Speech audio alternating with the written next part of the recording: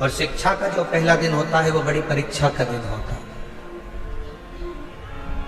कथा का जो पहला दिन होता है बड़ी परीक्षा का दिन होता है। बहुत सारी विघ्न आते हैं, बहुत सारी तकलीफें आती हैं, बहुत सारी समस्या आती है।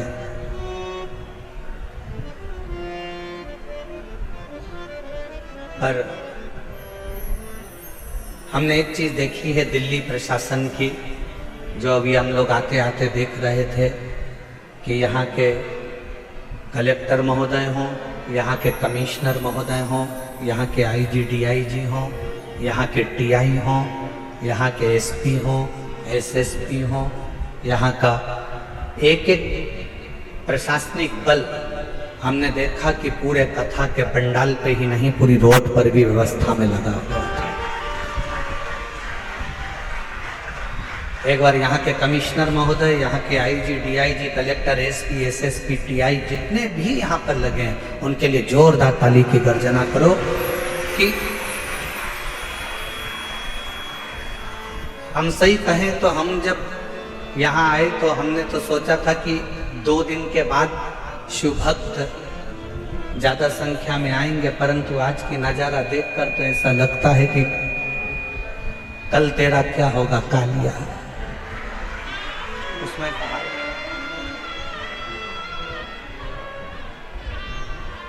हमने यजमान से पूछा तुमने कितने पंडाल बनाए, तो कहा 3 पंडाल ये है, पीछे के पंडाल, साइड के पंडाल ऐसे मिला लो तो 8-9 पंडाल बने हुए हैं। फिर हमने आते आते पूछा पंडालों में जगह कितनी खाली है, तो कि 1 पाँव रखने की जगह नहीं है, सारे पंडाल बाबा के भरे पड़े हैं। और इसको कौन संभाल रहा, कौन? एक बार फिर प्रशासन के लिए जोरदार ताली बजाओ। संभालने वाली ये प्रशासनिक व्यवस्था, यहाँ के कमिश्नर महोदय हो, कलेक्टर महोदय हो, एसपी हो, एसएसपी हो, आईजी हो, डीआईजी हो, एसडीएम हो, यहाँ का पूरा पुलिस बल, ट्रैफिक पुलिस हो, चाहे अन्य बल हो, यहाँ की चिकित्सा विभाग, सब संभालने वाले।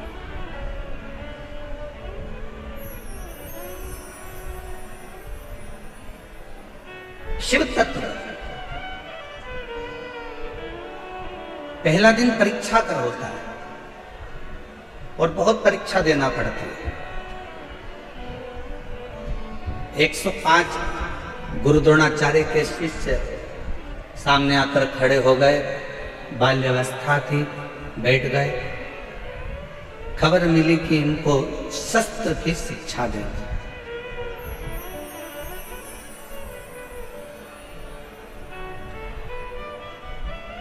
इनको शस्त्र शिक्षा देना है। गुरु द्रोणाचार्य ने इसी हस्तिनापुर में बैठकर कहा, शस्त्र की शिक्षा देने को मैं तैयार हूं, पर शस्त्र की शिक्षा देने से पहले जितने मेरे शिष्य बैठे हैं उनसे निवेदन करूंगा कि आप में से जो मुझे शीश का दान दे देगा मैं उसको शस्त्र की शिक्षा दे दूंगा।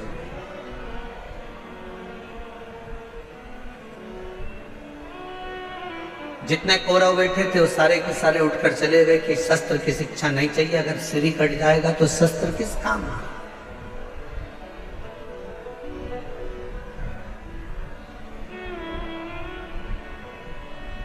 वो शस्त्र किस काम का?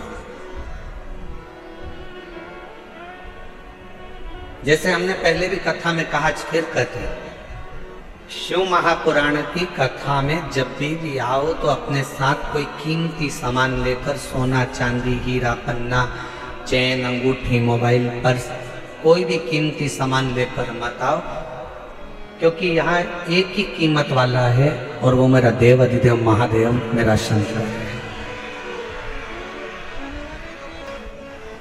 आपकी चप्पल भी अगर कीमत वाली है ना तो उसको भी कथा के पंडाल में लेके मत आओ, घर में अलमारी में सजा के रखो।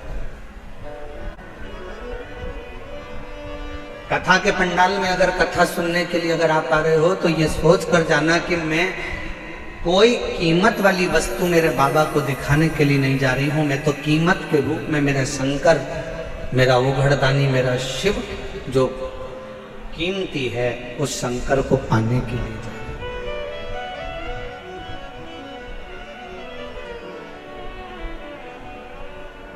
हम चेन पहने हैं, बार बार अपना ध्यान चेन कर जाएगा। हम अंगूठी पहने हैं,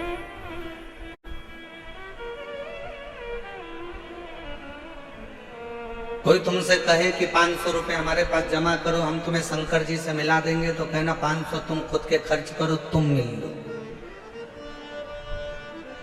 शिव को धन की जरूरत नहीं है। अगर शंकर को धन की जरूरत होती तो सोने की लंका का दान भगवान शंकर रावण को नहीं कर देते।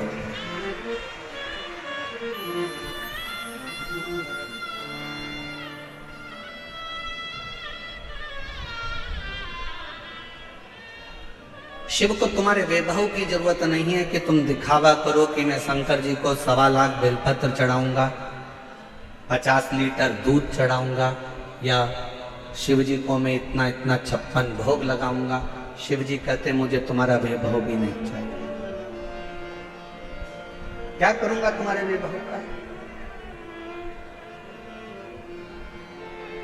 फिर किसी ने कहा मैं शंकर भगवान को एक एसी के कमरे में, एसी के महल में भगवान शिव को रखूंगा, तो शिव को तुम्हारा एसी का रूम भी नहीं चाहिए।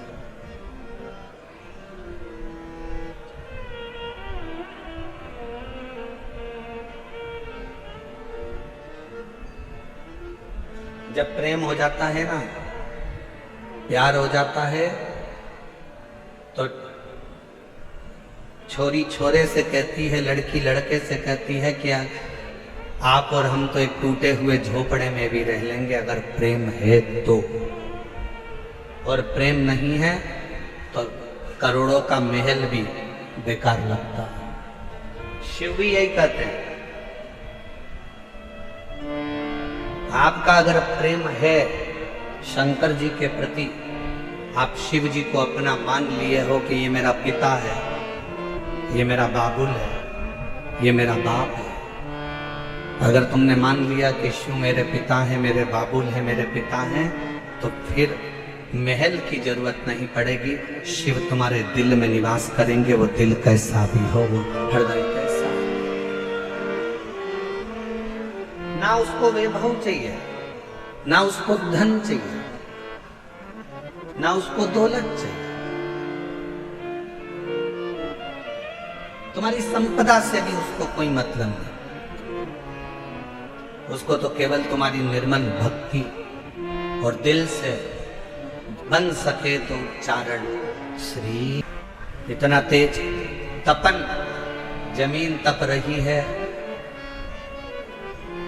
इतनी तेज गर्मी पड़ रही है, और उसमें आप पैदल चलते चलते बाबा का भजन करते करते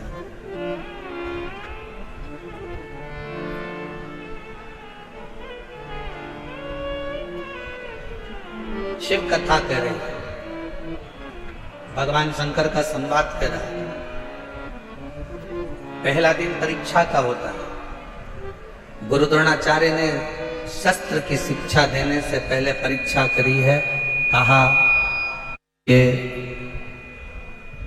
पांडव और कौरव मेरे 105 शिष्य यहाँ पर बैठे हैं, इसमें से जो मुझे शीश का दान देगा, शस्त्र की विद्या उसी को सिखाई जाए। शीश का दान मतलब क्या?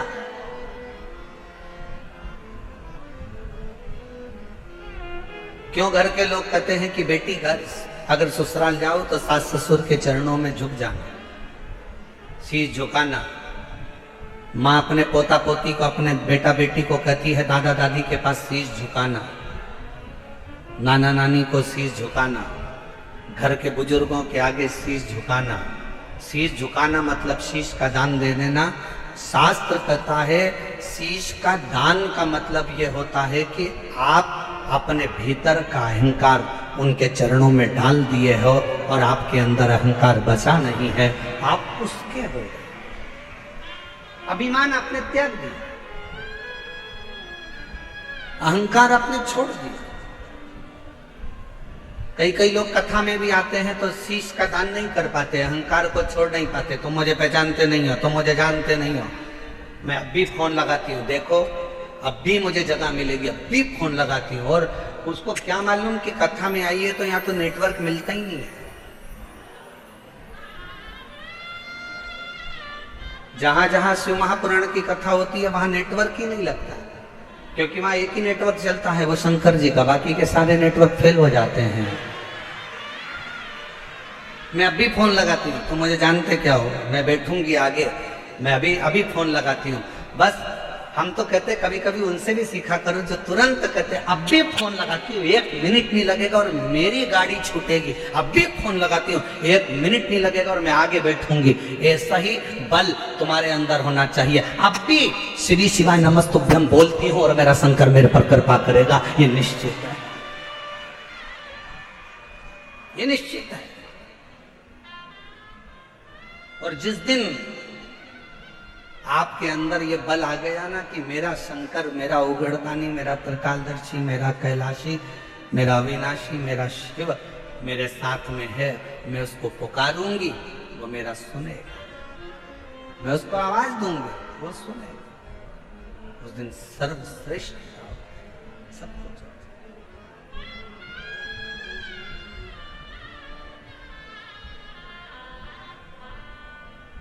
क्यों आयो कथा में? अपना अपना एसी का कमरा छोड़कर, जम के बोलो जरा, अपने अपने घर का कूलर, एसी, पंखा, एसी की गाड़ी, डनलप का गद्दा, सोफा सेट सब छोड़कर कथा में गाड़ी भी दूर रुकी, पैदल पैदल धूप में चलते चलते कथा के पंडाल में पहुंचे। जरा विचार करिएगा क्यों आयो?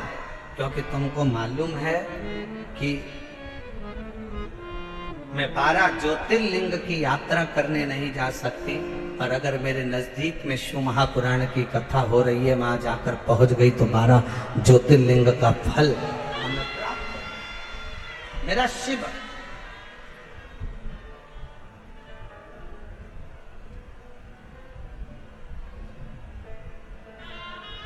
मेरा शिव मुझे यहां मिल जाए।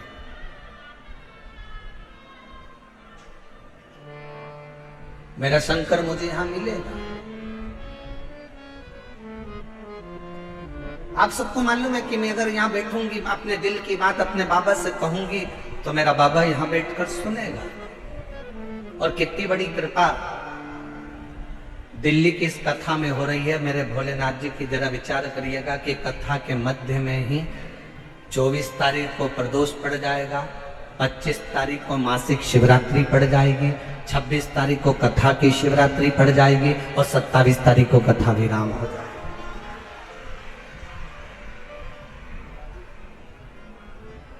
अब कितनी पुण्यता है। बस अपने चित्त को, अपने मन को, अपनी भक्ति को शिवमय बनाओ। प्रथम दिन था, गुरु द्रोणाचार्य ने सामने बिठाया अपने शिष्यों को। 105 शिष्य सामने बैठे।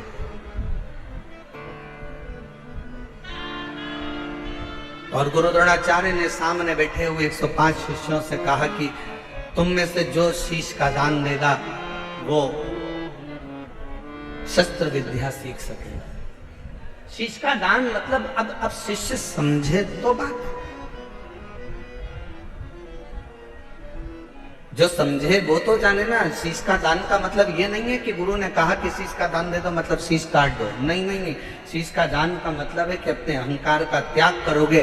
और जब किसी गुरु की शरणागति में जाओ, कहीं अगर भगवान की भक्ति करने के लिए जाओ, यदि कहीं भगवत भजन करने के लिए जाओ, तो सबसे पहला काम करो कि अपने अहंकार का त्याग करो,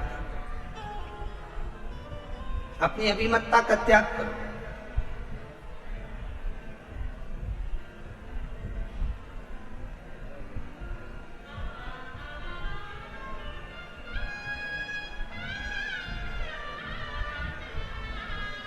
कल हम देख रहे थे बहुत बड़ी बड़ी बिल्डिंग है दिल्ली में बनी है, इतनी बड़ी बड़ी बिल्डिंग है बनी, इतना बड़ा बड़ा मकान बना, इतना बड़ा बड़ा मकान बना। तो हमारे साथ में जो हिमांशु पंडित जी थे वो कह रहे थे गुरुजी कितनी बड़ी बड़ी बिल्डिंगें बनी है। हमने कहा अपने शहरों में या अपने छोटे छोटे पुराने पुराने गांव हैं उसमें बड़ी बिल्डिंग भले नहीं होती थी पर बड़े मकान जरूर होते थे। और उस मकान में और यहाँ के मकान में बहुत बड़ा अंतर है। वहां के मकान मौन रहकर बन जाते थे और यहाँ के मकान लोन लेकर बन जाते हैं।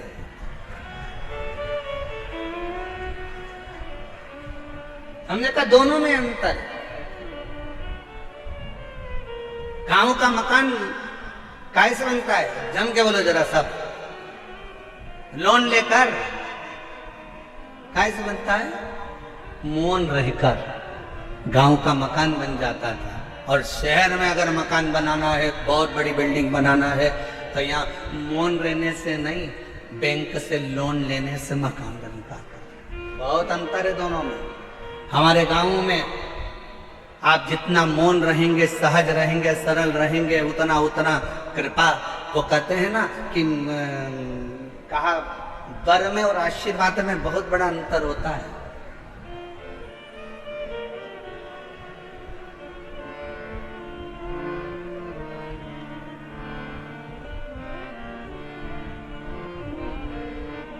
लंकापति रावण ने क्या मांगा था?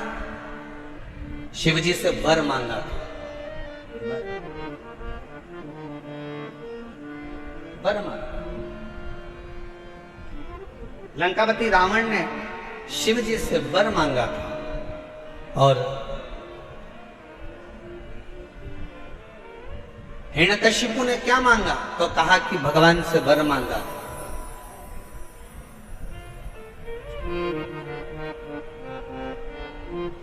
जितना मांगा गया वो वर था।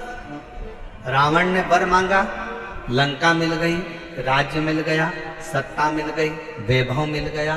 पर धीरे धीरे एक दिन लंका के राजा रावण को भी प्राण त्यागना पड़ा, छोड़ना। हिरण्यकशिपु ने वर मांगा, एक दिन हिरण्यकशिपु को भी प्राण त्यागना पड़ा। और आप सबसे निवेदन है, शंकर जी के मंदिर में जाकर कभी वर मत मांगना कि भगवान मुझे ये दे दो, भगवान मुझे वो दे दो, भगवान मुझे ये प्रदान कर दो, भगवान मुझे ये प्रदान कर दो। तुम शिव जी के मंदिर में अगर एक लोटा जल चढ़ाने के लिए जाओ तो शिव महापुराण की कथा कहती है कभी शिव के मंदिर में जाकर वर मत मांगना, क्योंकि वर मांगोगे तो एक दिन वो वर समाप्त हो सकता है। शंकर जी के मंदिर में जाकर कहना बाबा मुझे आपका आशीर्वाद दे दो, क्योंकि वर समाप्त हो जाएगा पर आशीर्वाद कभी समाप्त नहीं होता, कभी समाप्त नहीं।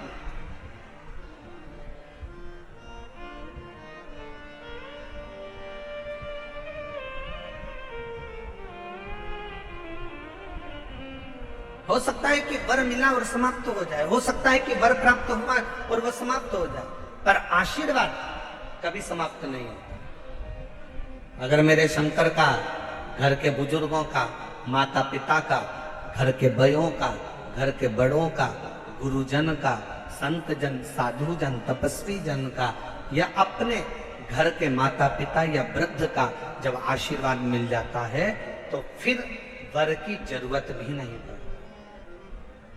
मांगो उससे कि देना हो तो शिव की कथा करो, भगवान शंकर का संवाद, शिव तत्व पर,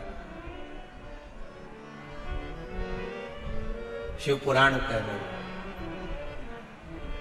मेरे ओगरदानी का संवाद करो।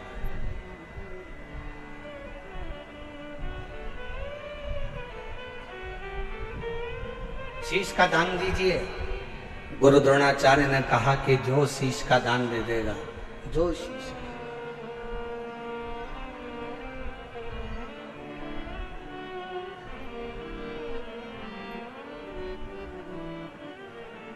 मेरे शंभू ने कहा, मेरे शंकर ने इस पवित्र कथा का आनंद कर रहा है, हस्तिनापुर शिव महापुराण की कथा करेंगे, जो शीश का दान देगा वो मुझसे शस्त्र विद्या सीख लेगा।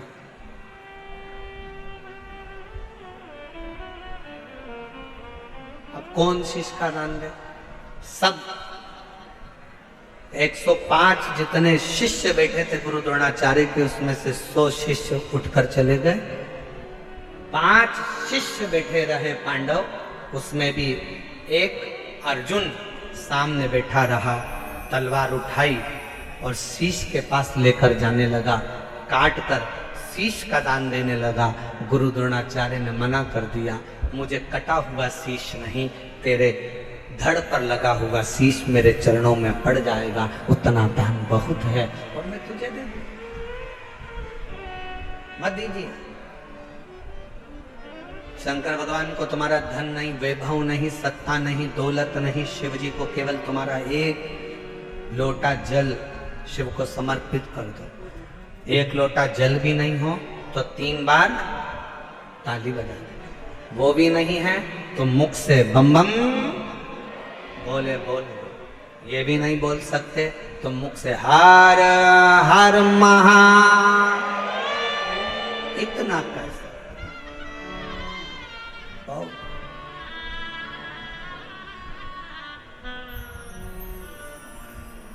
कुछ नहीं। जिस दिन अहंकार छोड़कर, अभिमत्ता त्याग कर, अभिमान का त्याग कर जिस दिन अहंकार को छोड़कर तुम शिव की ओर बढ़ोगे, शिव तुम्हें प्राप्त हो जाएगा।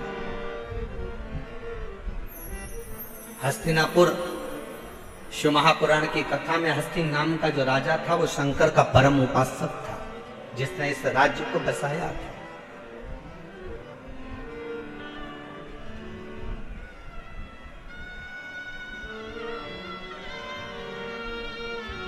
एक शिव भक्त क्या कहता है? अभी कथा में कहा कि वर मत मांगो, आशीर्वाद मांग लो। भगवान अगर मिल भी जाए ना, तुम्हारे पास में आकर खड़ा भी हो जाए और कह दे ए मांग तुझे क्या चाहिए, तो उसे कह देना नहीं नहीं मुझे कुछ नहीं चाहिए, तुम तो तुम्हारा आशीर्वाद दे दो बस। क्यों? क्योंकि वरदान दोगे तो हो सकता है एक दिन समाप्त हो जाए। हमने फ्रिज मांग लिया, कूलर मांग लिया, एसी मांग लिया, ये मांग लिया, वो मांग लिया, गाड़ी मांग ली, बंगला मांग लिया, सामान मांग लिया, बेटा मांग लिया, बेटी मांग ली, दौलत मांग लिया, सत्ता मांग ली, हो सकता है एक दिन समाप्त हो जाए। पर यदि आपका अगर आशीर्वाद होगा तो ये कभी समाप्त होने वाला नहीं है। वर समाप्त हो सकता है पर आशीर्वाद कभी समाप्त नहीं होता, वो अजर और अमर रहता है। वो आपके आज भी है और कल भी है।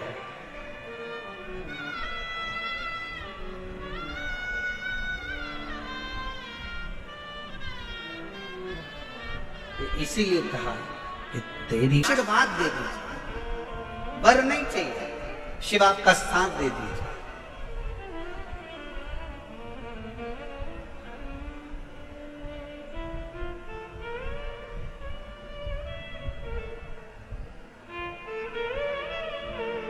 एक कथा आती है,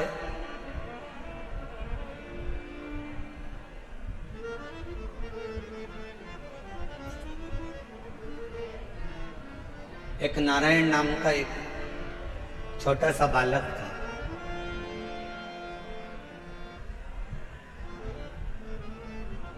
सोमवार अष्टमी की कथा है, आप लोगों ने पढ़ी भी होगी, स्मरण में भी होगी। एक नारायण नाम का छोटा सा बालक है जिसकी अवस्था 7 वर्ष की, केवल 7 वर्ष की अवस्था। और ये सोमवार अष्टमी की बड़ी सुंदर कथा आज स्मरण में आई है, तो आप लोग और हम लोग उसको श्रवण। और कभी अगर सोमवार की अष्टमी पढ़े तो इस कथा का मनन चिंतन उस दिन जरूर करना। एक नारायण नाम का छोटा सा बालक जिसकी अवस्था 7 वर्ष की। पिता इसका जन्म होने के बाद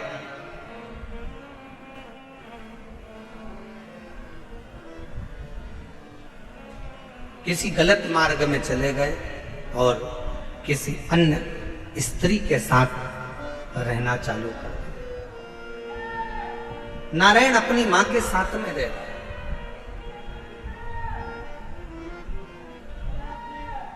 और छोटी सी अवस्था से नारायण बार बार बार बार बार बार पूछता रहता है। छोटी सी अवस्था से नारायण अपनी मां से पूछता रहता है कि मेरे पिता कहाँ हैं, मेरे पिता कहाँ हैं, मेरे पिता कहाँ। मेरी दिल्ली की जीजियों, मेरे दिल्ली के जीजाओं, मेरी बेटियों बेटाओं, मेरी माताओं, मेरे भाई, मेरी बहनों, बड़ा ध्यान लगाकर सुनना कि जन्म हुआ, पिता ने अपनी पत्नी पर कुछ गलत बातों का इल्जाम लगा दिया और बच्चे को और मां को छोड़कर पिता किसी अन्य स्त्री के साथ चला गया, साथ रहने लगा। गांव बदल दिया, नगर बदल दिया, शहर बदल दिया। पिता दूसरे गांव में, दूसरे नगर में, दूसरे शहर में रह रहा है और यहाँ माँ अपने बच्चे को पाल पोस कर नारायण को बड़ा कर रही है।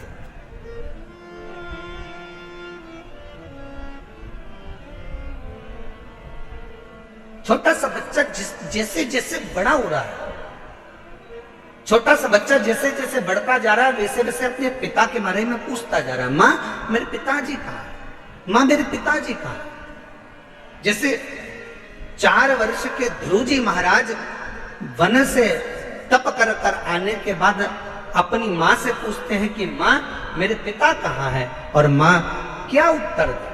माँ कहती है कि मैं ही तेरा पिता हूं और मैं तेरी माँ हूं। नारायण से भी माँ से पूछा, माँ मेरा पिता कहाँ है, मेरा पिता कहाँ।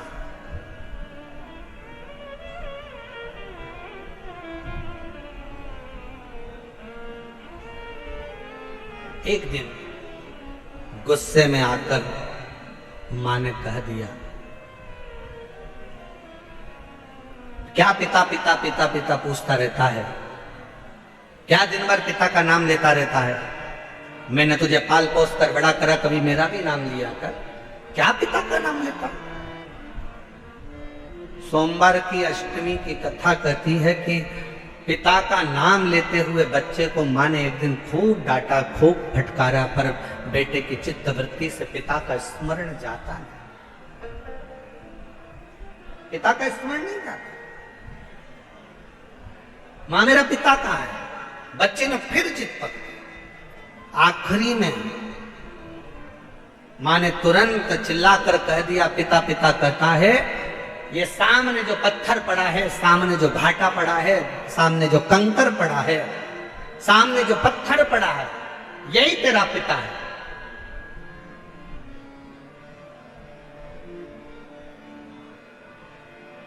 मेरे पिता का नाम क्या है। मां ने कह दिया, तेरे पिता का नाम तो वह देव अधिदेव महा। ध्यान देना जरा, मेरी दिल्ली की जीजियों, मेरे दिल्ली के जीजाओं, मेरी बेटियों, मेरी बेटाओं, मेरी माओ, ये भारत की वो भूमि है, ये भारत की वो धरा है। ये कोई साधारण सी भूमि या साधारण सी धरा नहीं है।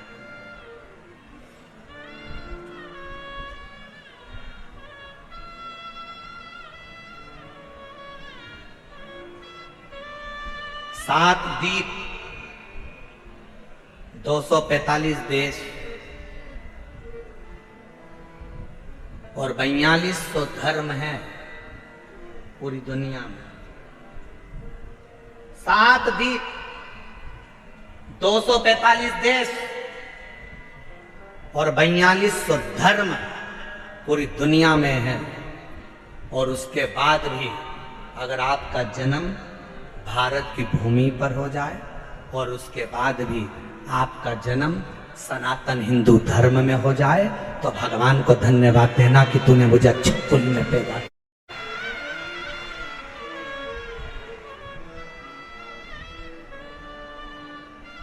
छाती तान कर चलना कि सनातन धर्म में तुम जन्मे हो।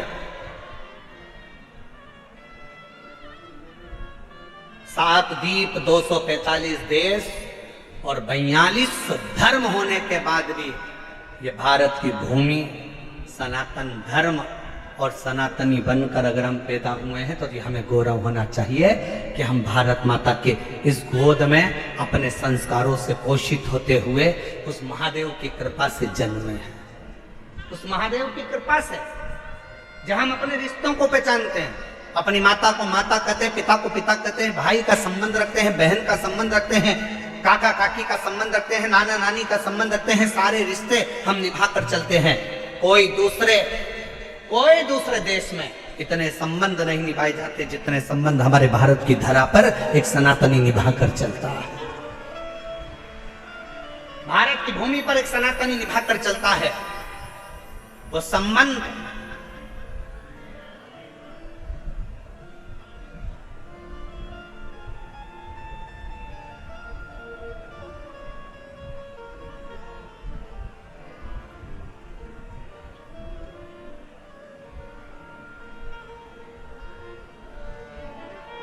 और कोई अच्छे संबंधी तो हैं तुम्हारे?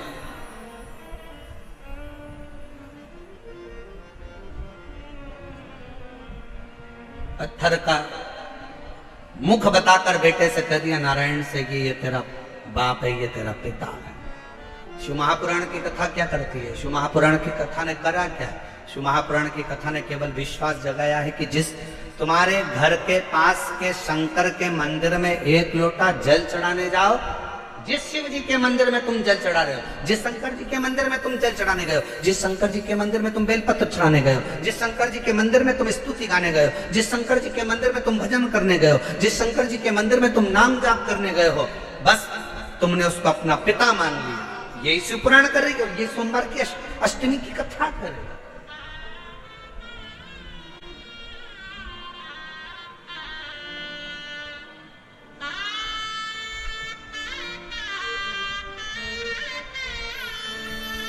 यही संबंध है हमारे, ये रिश्तेदार।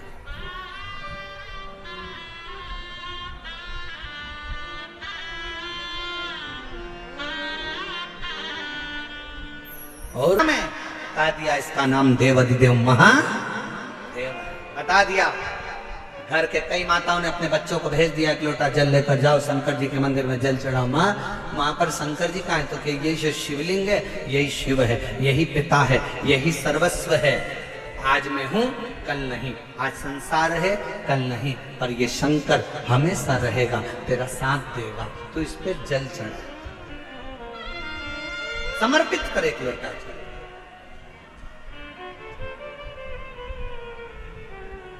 और जब सिर पर अगर भोलेनाथ जी का हाथ हो तो फिर क्या क्या?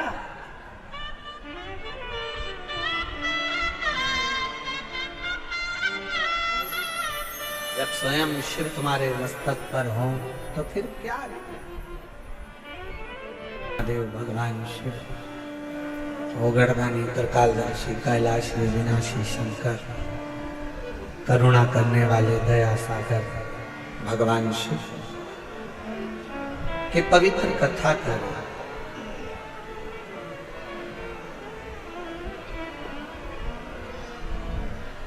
नारायण को एक पत्थर दिखा दिया गया।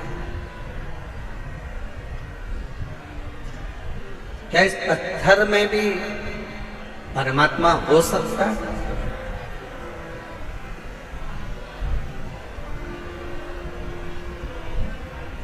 प्रहलाद जी का चरित्र कहता है कि हिरण्यकशिपु ने भी एक पत्थर का खंबा दिखाया था प्रहलाद को।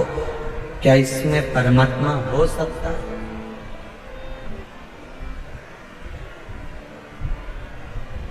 यदि विश्वास पूर्ण है तो शिव मिलता जरूर है।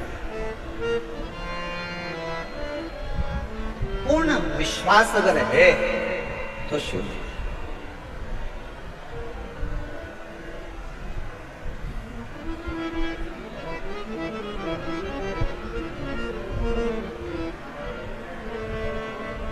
हम पहले भी कथा में कहे, आज फिर कह रहे हैं, शिव जी पर अगर भरोसा करा है तो आपका पूर्ण भरोसा यदि शंकर जी पर है तो दुनिया का ऐसा कोई दुख नहीं जो मेरा देवाधिदेव महादेव काट नहीं सकता। आपके दुख को काट देगा। एक पत्र है, अच्छा है, देखिए।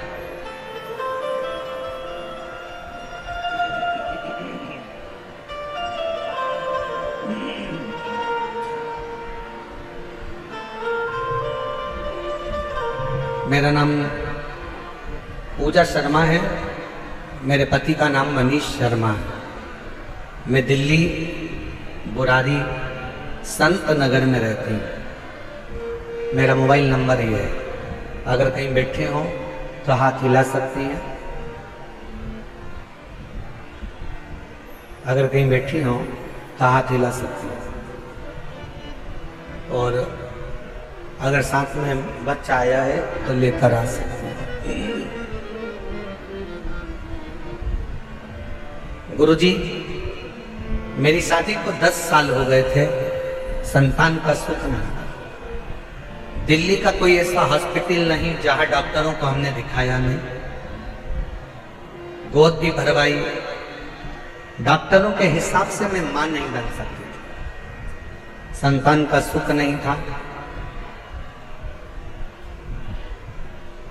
कोई बच्चा मेरी गोदी में आकर बैठ जाता था तो लोग उस बच्चे को उठा लेते थे, क्योंकि लोग मुझे बांझ करते थे।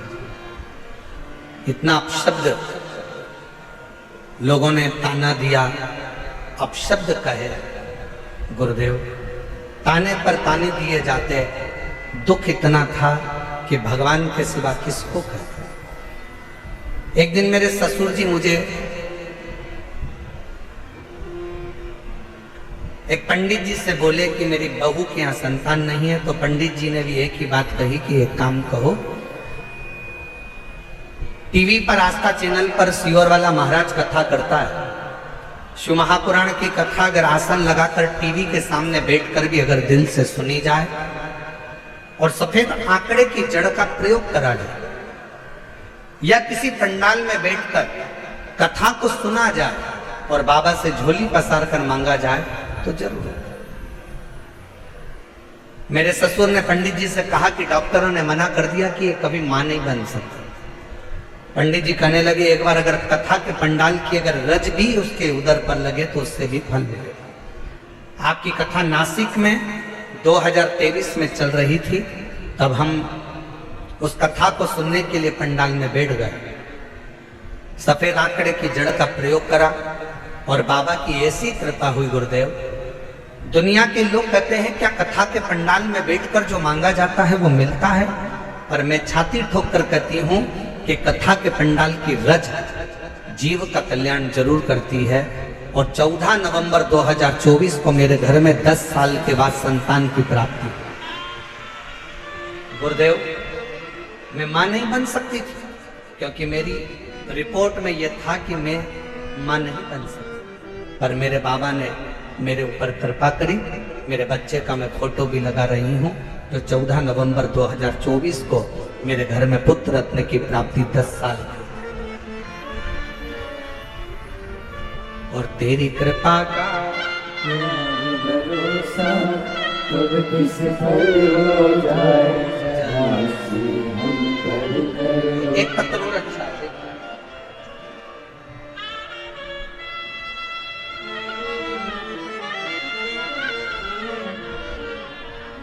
मेरा नाम संध्या सैनी है, पति का नाम कविंद्र सैनी है। मैं दिल्ली के बुरारी संत नगर के रहने वाले हूँ। पत्र को आप लोग एलईडी पर पढ़ सकते हैं। एलईडी पर चल रहा है पत्र? एलईडी नहीं चल रही है क्या? अच्छा, एलईडी नहीं चला।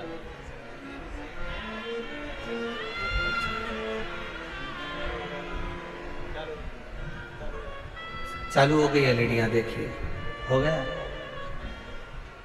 पत्र को आप लोग एलईडी पर पढ़ सकते हैं। मेरा नाम संध्या सैनी है, पति का नाम कविंद्र सैनी है। मैं दिल्ली बुरारी संत नगर की रहने वाली हूँ। गुरुजी, एक लोटे जल का मैं क्या वर्णन करूं।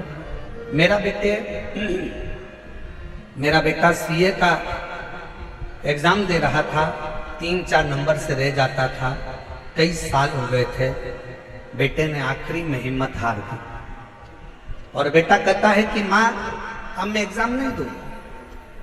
मैंने अपने बेटे से कहा, वो सियोर वाला महाराज कहता है कि अच्छी पढ़ाई करो, दिन रात एक कर दो, इतनी मेहनत करो कि रात दिन एक हो जाए, और फिर शिव जी पर एक बेलपत्र शहद लगाकर चढ़ाकर बाबा से विनती करो।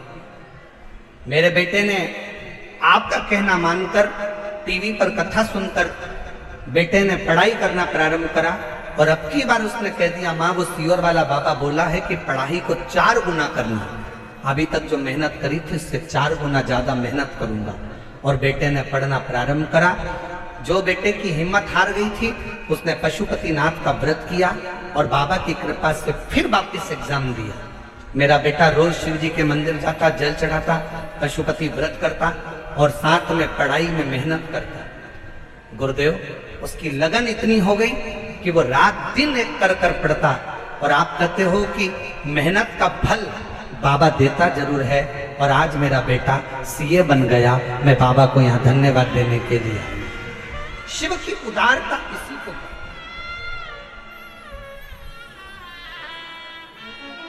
से निवेदन है, कभी हिम्मत मत हारो।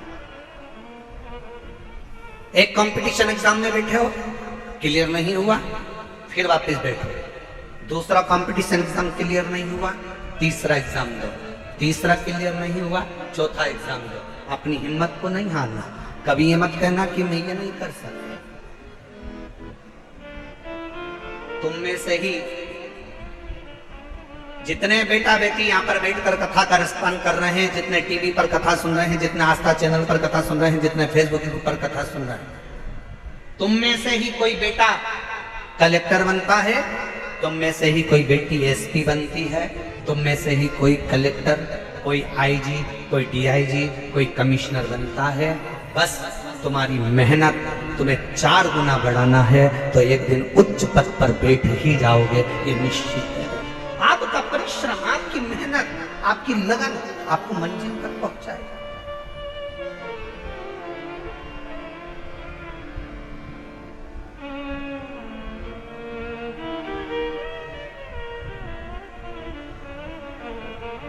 और फिर निवेदन करूं, किसी ने कह दिया कि तुम्हारा यह काम नहीं हो सकता, कोई ने कह दिया तुझे कैंसर हो गया और कैंसर होने के बाद तू ठीक नहीं हो सकती, तू ठीक नहीं होगा, तेरा किडनी लीवर बेकार हो गया, तू ठीक नहीं हो सकता, तू ठीक नहीं होगी, तुम छाती ठोक कर कहना वो मेरा बाप है, मेरा शंकर। एक दिन अगर कथा के पंडाल में बैठकर कथा, पहले निवेदन करूं आप लोगों को, पत्र लिखो पर थाली मत भेजो। इन थालियों का हम क्या करेंगे? पत्र भेजो आप केवल, हम उस पत्र को हमारे हाथ में आएगा तो पढ़ेंगे जरूरी। थाली वाली को ना भेजिए आप। ये थाली अपने घर पर प्रयोग में लो, उपयोग में लो। ना थाली ना लोटा, कुछ नहीं, भगवान की भक्ति करो। और एक निवेदन और करें, बहुत सारा धन लेकर, पर्स में पैसा लेकर कथा के पंडाल में मत आओ। दिल लेकर कथा के पंडाल में आओ, तुम्हारा पर्स तुम्हारे घर पर रहो। दिल लेकर तुम्हारी चेन, अंगूठी, मोबाइल, मंगलसूत्र, बहुत सोने का सामान, हीरे का सामान लेकर कथा के पंडाल में मत।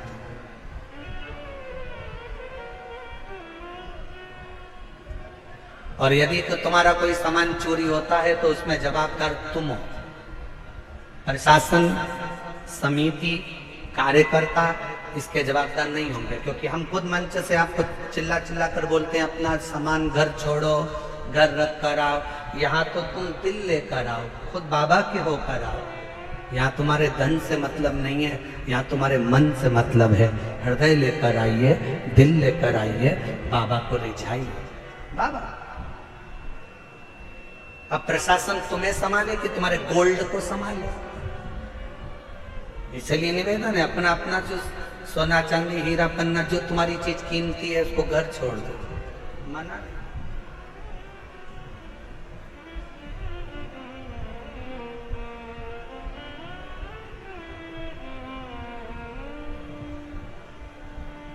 एक पति ने अपनी पत्नी से कहा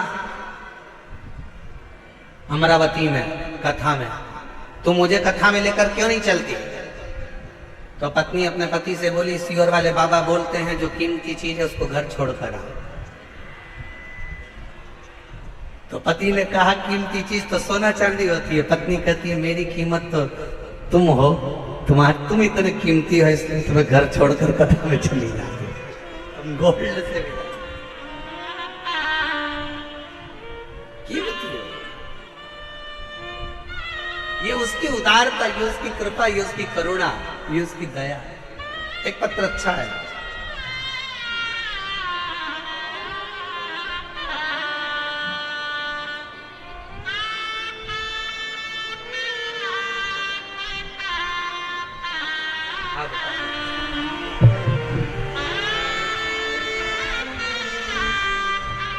जब डॉक्टर ने मना कर दिया था कि तुम मां नहीं बन सकती, तब इस बेटी को गोद ले लिया था और इस बेटी को गोद लिया। बेटी को भी मंदिर लेकर जाती, बाबा से प्रार्थना करती और डॉक्टरों ने तो कह दिया था कि तुम कभी माँ नहीं बनोगी। हम तो कहते हैं इस बेटी को जी आपने गोद लिया ना, तो इसी की सेवा के रूप में ये बालक मेरे शंकर ने आपको दिया है। ये उसी भजनपुरा दिल्ली, मोबाइल नंबर ये है। 2021 में कैंसर हो गई। डॉक्टर ने थोड़ा सा समय दिया, कह दिया कि कुछ समय क्या करें। हॉस्पिटल से इलाज करा कर आ रही थी कि किसी ने, ऑटो वाले ने कहा कि बहन जी क्या बीमारी हो गई। कहा कैंसर हो गया। कहा कि वो एक सीवर वाला महाराज कहता है कि आप कैंसर का इलाज कराओ, दवाई लो, डॉक्टर को दिखाओ, जांचें कराओ, पर साथ में शिव पर विश्वास कर कर शंकर जी के मंदिर में जाकर एक लोटा जल चढ़ाकर उसका आचमन करो और बेलपत्र चढ़ाकर। आपने खाई? कहा नहीं। उस ऑटो वाले के वचन पर विश्वास कर कर डॉक्टर ने थोड़ा सा समय दिया था, हम सीहोर चले जाए, वहां से रुद्राक्ष लिया है, जल में उसको रात भर गलाते, शिव जी को चढ़ाते, बेलपत्र खाना प्रारंभ करा और दूसरी बार फिर वापिस बाबा से विनय कर कर डॉक्टर को दिखाने के लिए गई और बाबा से कह कर गई, बाबा डॉक्टर ने थोड़ा सा समय दिया है, अगर मेरा कैंसर ठीक हो गया 5 पंडाल बैठ कर कथा सुनूंगी। और बाबा की कृपा से दूसरी बार जांच जब दिल्ली में कराई कैंसर हॉस्पिटल में, तो कैंसर पूर्ण तरह से स्वस्थ था। कैंसर ठीक हुआ। मैं कोसी कला गई, फरीदाबाद गई, ग्रेटर नोएडा गई, मेरठ गई, 5 स्थान पर मैंने शिव महापुराण की कथा सुनी और बाबा से प्रार्थना करी। आज मैं पूर्ण तरह से स्वस्थ हूँ। बाबा की कृपा से मेरी कैंसर की रिपोर्टें पूरी नील आई। मैं शिव क्या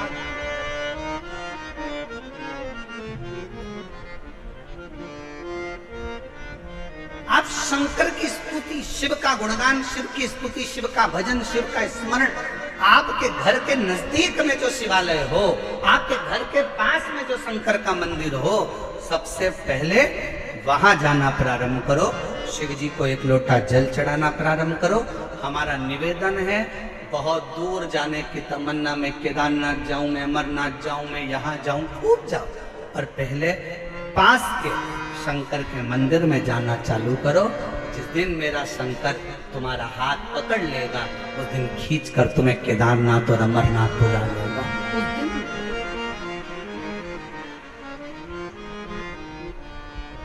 हम विश्वास नहीं कर पाते और आज फिर कहेंगे निरंकारी मैदान दिल्ली के इस पवित्र प्रांगण से कि आप लोग बड़ी दूर से कथा श्रवण करने के लिए आए हो, मेरा बाबा तुमको क्या देगा। ये तो 3 महीने बाद आप और हम जब कथा के पंडाल में कहीं मिलेंगे तो आपका पत्र इसी दिल्ली के एक निरंकारी मैदान की कथा का लिख कर भेजोगे कि हमने कथा सुनी थी और मेरे बाबा ने मुझे ये दिया। क्या देगा, कैसे देगा, कब देगा, ये उसकी मर्जी। बस आपको दिल से कथा का रिस्पान। नारायण माँ के ये पत्थर में मेरा पिता, हाँ पत्थर में तेरा पिता,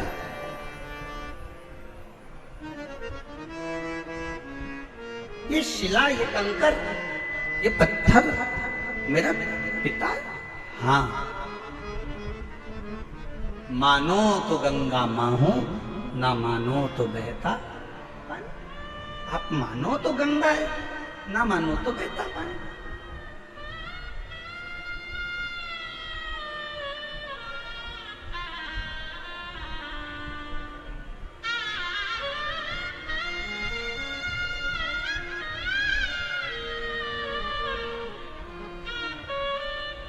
ये आपके ऊपर निर्भर करता है कि आप क्या मान रहे हो।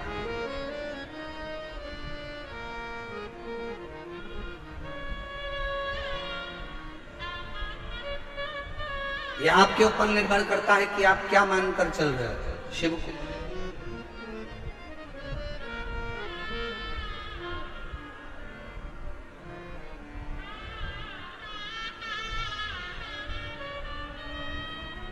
नारायण बेटे ने वो पत्थर को उठा लिया,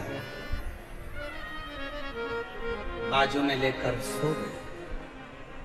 पिता का स्मरण करता, पिता का नाम, भाई के कंच जोड़ते जोड़ते मर जाता। आप अपने ऊपर तो खर्च करो, आप मत दो किसी को 1 रुपया। निवेदन है, आपके घर के अंदर आपके भाई, आपकी बहन, आपका परिवार, आपके रिश्तेदार कोई दुखी है, किसी को शिक्षा की जरूरत है, अपनी कमाई में से थोड़ा सा अंश निकाल कर किसी बच्चे को पढ़ाने का प्रयास करना। एक बार अपने बेटे को पढ़ाना और एक बार दूसरे के बेटे को पढ़ाना। जो दूसरे का बेटा पढ़ गया ना, तुम्हारे एहसान को जिंदगी भर नहीं भूल पाएगा। एक ना एक दिन तुम्हारे लिए आगे बढ़कर साथ।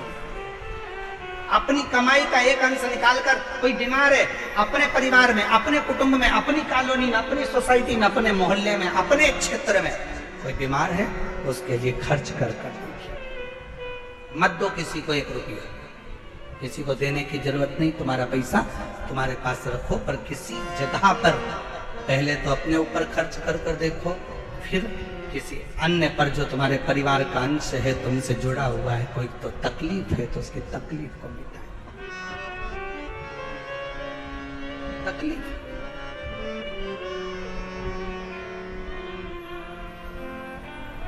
शिव कथा कह रही है।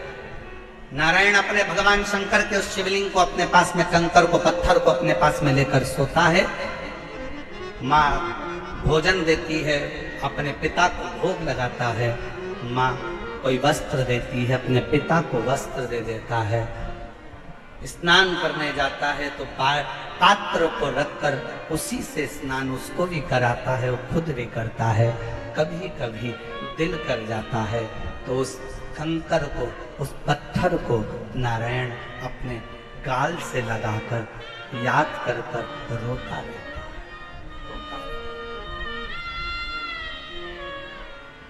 रोता नेत्रों से जल जल। किसके आगे कहें? और देख लिया संसार देख लिया सब मतलब है ना। किसी के सामने जाकर मत रो। शिव कथा कहती है,